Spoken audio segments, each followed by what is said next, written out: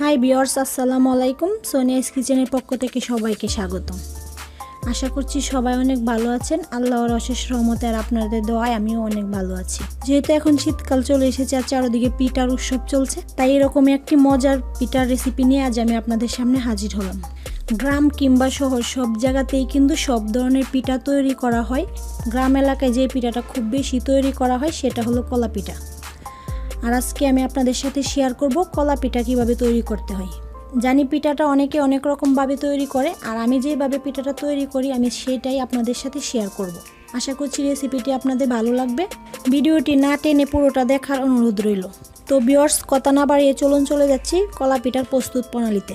কলা পিঠা তৈরি করার জন্য যে উপকরণগুলো লাগছে সেগুলো আমি একসাথে নিয়ে নিয়েছি। আর প্রথমে যেটা লাগবে সেটা হলো কলা। আর এখানে আমি বড় সাইজের যে বিচি কলাগুলো আছে সেগুলো নিয়ে নিয়েছি। কলা পিঠা তৈরি করার জন্য এরকম বিচি কলা হলে কিন্তু পিঠাগুলো অনেক টেস্টি হয়, খেতেও খুব মজা লাগে। তাই চেষ্টা করবেন যাতে এরকম বিচি কলাগুলো নেওয়া যায়। আর এর সাথে নিয়ে নিয়েছি আমি এখানে চাউলের গুঁড়ো। আমি এখানে চাউলের গুঁড়ো কিন্তু কোনো মাপ করে নিইনি, যতটা প্রয়োজন হয় আমি ঠিক ততটাই ব্যবহার করব। আর এই পিঠাটা তৈরি করার জন্য এখানে আমি আতপ চাউলের গুঁড়ো নিয়ে নিয়েছি। আপনারা চাইলে কিন্তু ভাতের সিদ্ধ চাউল অথবা পোলাওর চাউলের গুঁড়ো ব্যবহার করতে পারেন। আর এর সাথে আমি নিয়ে নিয়েছি 1 কাপের 4 ভাগের 1 ভাগ সাবু। আপনারা চাইলে এখানে সাবুটা স্কিপ করতে পারেন। নিয়ে নিয়েছি আমি এখানে হাফ কাপ পরিমাণ নারিকেল কুড়ানো, আর নিয়ে নিয়েছি স্বাদ মতো লবণ। আর এর সাথে নিয়ে নিয়েছি আমি খেজুরের গুড়। আমি এখানে প্রায় 300 গ্রামের মতো খেজুরের গুড় নিয়ে নিয়েছি। যদি প্রয়োজন হয় পরবর্তীতে আমি আবার এড করে নেব। আমি এখানে খেজুরের গুড় নিয়ে নিয়েছি। আপনারা চাইলে কিন্তু এখানে আখের গুঁড়ও ব্যবহার করতে পারেন। তবে খেজুরের গুড় হলে কিন্তু পিঠাটাতে অনেক সুন্দর একটা ফ্লেভার আসে আর পিঠাটা খেতেও খুব ভালো লাগে। তাই চেষ্টা করবেন যাতে এতে খেজুরের গুড়টাই ব্যবহার করা যায়। কলা পিঠা তৈরি করার জন্য প্রথমে যেটা দরকার সেটা হলো কলাগুলোকে আগে সিদ্ধ করে নিতে হবে। আপনারা চাইলে কিন্তু কলাগুলো সিদ্ধ না করেও পিঠাটা তৈরি করতে পারেন। তবে আমার মনে হয় এমনিতে পাকা কলা তো যদি হাত দিয়ে মাখা যায় তাহলে কিন্তু আটালো ভাব হয়ে যায়, আর যদি সিদ্ধ করে নেওয়া যায় তাহলে একটু জড়জড়া থাকে, কলাগুলোর বিচিগুলো ফেলতে খুবই সহজ হয়। তো ভিউয়ার্স, চলে যাচ্ছি কলাগুলোকে সিদ্ধ করার জন্য একেবারেই চুলায়। একটি প্যানে আমি 1.5 কাপের মতো পানি দিয়ে পানিটা সামান্য গরম করে নিয়েছি। এই পর্যায়েতে আমি কলাগুলো দিয়ে দেব। আর কলাগুলো দিয়ে দেওয়ার পর এটাকে ঢাকনা দিয়ে আমি সিদ্ধ করে নেব 5 থেকে 6 মিনিটের মতো। আর এই 5-6 মিনিটে কিন্তু আমাদের কলাগুলো ভালোভাবে সিদ্ধ হয়ে যাবে। তাই অপেক্ষা করব আমরা 5 থেকে 6 মিনিট। আর আমি অল্প করে পিঠা তৈরি করতেছি, এর জন্য আমি এখানে 4টি কলা নিয়ে নিয়েছি। আপনারা যদি বেশি করে বানাতে চান তাহলে এখানে কলার পরিমাণটা আরও বাড়িয়ে দিবেন। 5-6 মিনিট সিদ্ধ করে নেওয়ার পর আমাদের কলাগুলো কিন্তু সিদ্ধ হয়ে গিয়েছে। এরপর যে আমি কলাগুলো উঠিয়ে নেব। আর যে পানিটাতে আমি কলাগুলো সিদ্ধ করেছি সেই পানিটা কিন্তু আমি ফেলে দেব না, সেই পানিটা রেখে আমি এই পানিতেই পিঠাটা তৈরি করে নেব। কলাগুলো চুলা থেকে নামিয়ে নেওয়ার পর কিছুটা ঠান্ডা করে নিতে হবে। অতিরিক্ত গরম অবস্থায় মাখতে যাবেন না, তাহলে কিন্তু হাতে ছ্যাঁকা লাগতে পারে। আর বেশ কিছুটা ঠান্ডা হয়ে যাওয়ার পর এই পর্যায়ে আমি কলা থেকে বিচিগুলো আলাদা করে নেব। আর কলা থেকে বিচিগুলো আলাদা করার জন্য কলাটা এরকমভাবে ভেঙে আলতো হাতে কলা থেকে বিচিগুলো বের করে নিতে হবে। আর যদি কলাগুলো সিদ্ধ করে বিচিগুলো বের করা যায় তাহলে কিন্তু ইজিলিভাবে কলার বিচিগুলো বেরিয়ে আসে। কলা থেকে বিচিগুলো আলাদা করে নেওয়ার পর আমার এখানে প্রায় 1 কাপের মতো কলা হয়েছে। আর আমি যতটুকু পিঠা তৈরি করতে চাচ্ছি তার জন্য কিন্তু 1 কাপ কলাই যথেষ্ট। এ পর্যায়ে আমি কলাগুলো সাইড করে রেখে চাউলের ডোটা তৈরি করে নেব। চাউলের ডোটা তৈরি করার জন্য এখানে আমি 1.25 কাপের মতো পানি নিয়ে নিয়েছি।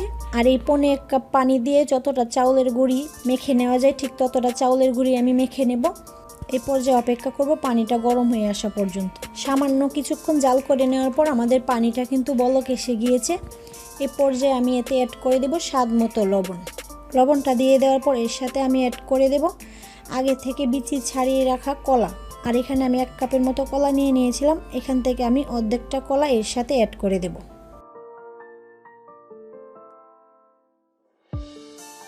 কলাগুলো দিয়ে দেওয়ার পর এটা একটু নাড়িয়ে চাড়িয়ে এর সাথে আমি চাউলের গুঁড়িগুলি অ্যাড করে দেব। আর চাউলের গুঁড়ি কিন্তু একেবারে দেওয়া যাবে না, অল্প অল্প করে দিয়ে তারপর চাউলের ডোটা তৈরি করতে হবে, তা না হলে কিন্তু চাউলের ডোটা বেশি পাতলা হয়ে যাবে। আর 1.25 কাপ পানিতে কতটা চাউলের গুঁড়ি লাগতেছে সেটা পুরাটাই নির্ভর করবে আপনারা শুকনো চাউলের গুঁড়ো না ভিজে চাউলের গুঁড়ো নিচ্ছেন তার উপরে। আমার এখানে প্রায় 2 কাপের চাইতে একটু বেশি চাউলের গুঁড়ি লেগেছে। আমি এখানে ভালোভাবে চাউলের গুঁড়িগুলো নাড়িয়ে নিয়ে ঢাকনা দিয়ে অপেক্ষা করব চাউলের গুঁড়িগুলো ভালোভাবে সিদ্ধ হওয়ার জন্য। 1 মিনিট ডেকে জাল করে নেওয়ার পর আমাদের চাউলের গুঁড়িগুলো কিন্তু ভালোভাবে সিদ্ধ হয়ে গিয়েছে। এ পর্যায়ে এটাকে আমি অন্য একটা পাত্রে ঢেলে অপেক্ষা করব সামান্য ঠান্ডা হয়ে যাওয়ার জন্য। সামান্য ঠান্ডা হয়ে যাওয়ার পর আমি এটাকে আলতো হাতে একটু মেখে নেব। আর অতিরিক্ত গরম অবস্থায় কিন্তু মাখতে যাবেন না, তাহলে কিন্তু হাতে ছ্যাঁকা লাগতে পারে। আর অতিরিক্ত ঠান্ডা করে মাখলেও কিন্তু মাখাটা ভালোভাবে স্মুথ হবে না, তাই চেষ্টা করবেন হালকা গরম থাকা অবস্থায় যাতে চাউলের ডোটা ভালোভাবে মেখে নেওয়া যায়। বেশ কিছুক্ষণ মেখে নেওয়ার পর দেখুন আমাদের ডোটা কিন্তু পুরোপুরিভাবে রেডি হয়ে গিয়েছে। আর এখানে যে আমি কলাগুলো দিয়েছি সেইগুলো কিন্তু হালকা হালকা দেখা যাচ্ছে, তাতে কোনো সমস্যা নেই, কলাগুলো এরকমই থাকবে। যখন আমরা পিঠাটা তৈরি করে খাবো, যখন কলাগুলো কামড়ে পড়বে তখন কিন্তু পিঠার টেস্টটা আরও অনেকটাই বেড়ে যাবে। আমাদের ডোটা পুরোপুরি রেডি হয়ে গিয়েছে। এই পর্যায়ে আমি পিঠা তৈরি করে নেব।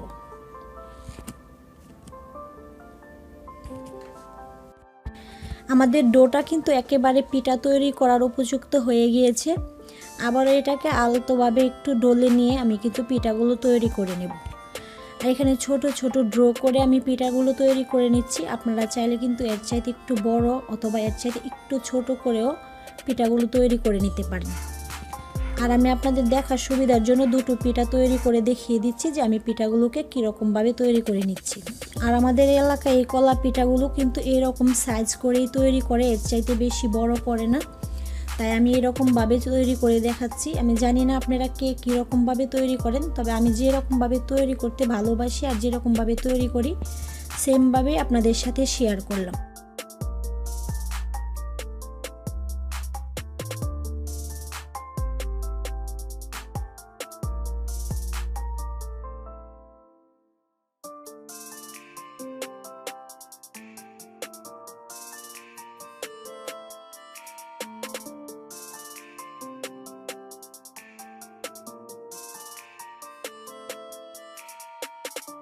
তো ভিউয়ার্স দেখুন আমি পিঠাগুলো কীরকমভাবে তৈরি করে নিয়েছি। সবগুলো পিঠা আমি একেবারে আপনাদেরকে দেখিয়ে দিচ্ছি। এখানে কিন্তু একটা বড় একটা ছোট নেই, সবগুলো আমি একই সাইজে তৈরি করে নিয়েছি।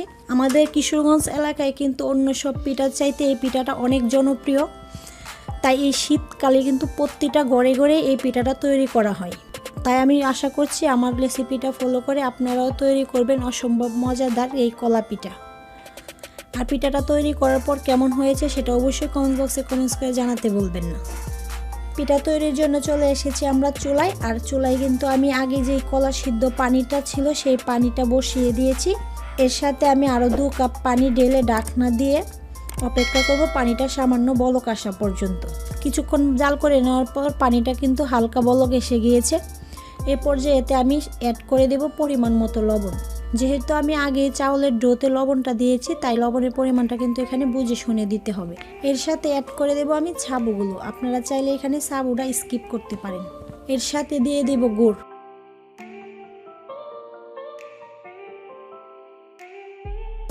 গুড়টা দিয়ে দেওয়ার পর আগে থেকে বিচি ছাড়িয়ে যে অর্ধেকটা কলা আমি রেখে দিয়েছিলাম সেই কলাটা এর সাথে অ্যাড করে দেব।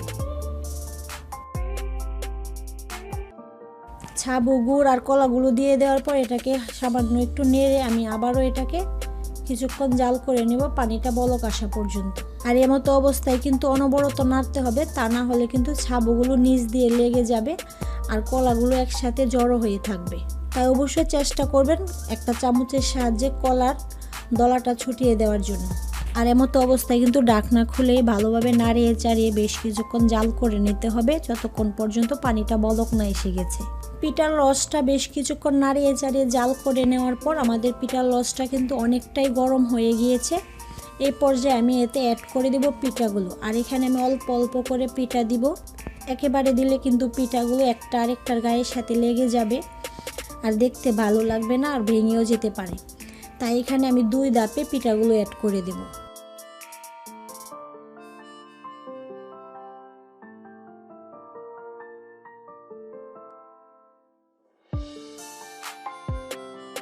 আমি এখানে অর্ধেক পিঠা দিয়ে দিয়েছি। আর অর্ধেক পিঠা দিয়ে দেওয়ার পর আমার অপেক্ষা করতে হবে 1 থেকে 1.5 মিনিট পিঠাগুলো হালকা একটু শক্ত হয়ে যাওয়ার জন্য। পিঠাগুলো এক ধাপ দিয়ে 1 থেকে 1.5 মিনিট জাল করে নেওয়ার পর আমাদের পিঠাগুলো কিন্তু সামান্য একটু শক্ত হয়ে গিয়েছে। এই পর্যায়ে আমি বাকি পিঠাগুলো এর সাথে অ্যাড করে নেব।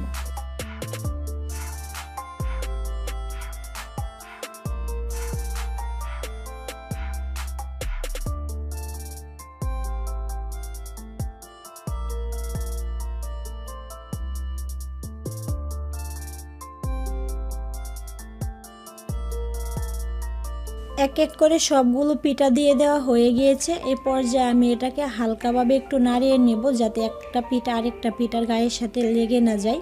পিঠাগুলো দিয়ে দেওয়ার পর কিন্তু এখানে কোনোভাবেই ঢাকনা দেওয়া যাবে না। যদি ঢাকনা দিতে যান তাহলে কিন্তু এটা বলক এসে পড়ে যেতে পারে। তাই অবশ্যই চেষ্টা করবেন যাতে ঢাকনাটা খুলে পিঠাটা তৈরি করা যায়।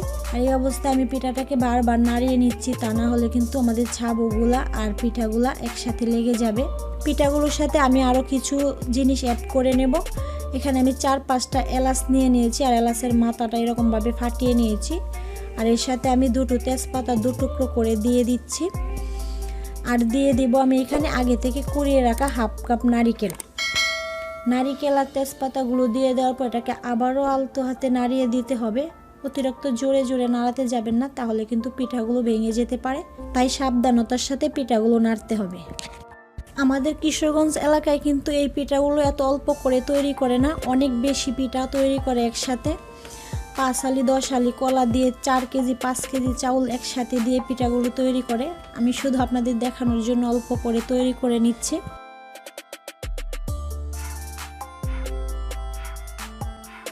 প্রায় 20-25 মিনিট রান্না করে নেওয়ার পর আমাদের পিঠাটা কিন্তু মোটামুটিভাবে রেডি হয়ে গিয়েছে। আর সব শেষে এর সাথে আমি অ্যাড করে দেব 1 কাপ পরিমাণ দুধ। আপনারা যদি চান তাহলে পুরোটা পিঠাই কিন্তু দুধে তৈরি করে নিতে পারেন। আর দুধটা দিয়ে দেওয়ার পর আবারও এটাকে ভালোভাবে নাড়িয়ে চাড়িয়ে অপেক্ষা করব 2 থেকে 3 মিনিট। আর এই 2 থেকে 3 মিনিটের ভিতরে আমাদের পিঠাটা পুরোপুরিভাবে রেডি হয়ে যাবে। 2-3 মিনিট জাল করে নেওয়ার পর আমাদের পিঠাটা কিন্তু পুরোপুরিভাবে রেডি হয়ে গিয়েছে। এ পর্যায়ে আমরা পিঠাটা চুলা থেকে নামিয়ে পরিবেশন করে নেব। আর আমি আপনাদেরকে দেখিয়ে দিচ্ছি আমাদের পিঠার ঘনত্বটা। দেখুন আমাদের পিঠার ঘনত্বটা কীরকম হয়েছে। আর এই পিঠাটা কিন্তু এরকম ঘনই খায়, তাই চেষ্টা করবেন যাতে এরকম ঘন অবস্থায় পিঠাটা নামিয়ে নেওয়া যায়।